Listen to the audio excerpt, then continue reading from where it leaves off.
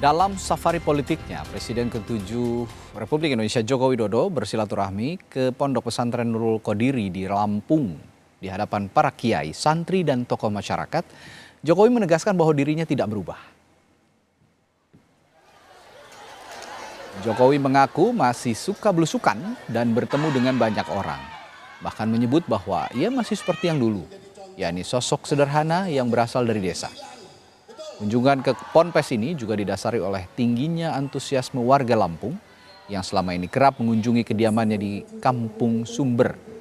Jokowi juga menyampaikan permohonan maaf karena belum bisa menjangkau seluruh kabupaten di wilayah Lampung lantaran keterbatasan waktu.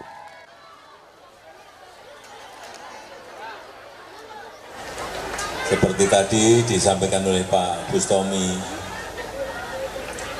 aku masih seperti yang dulu.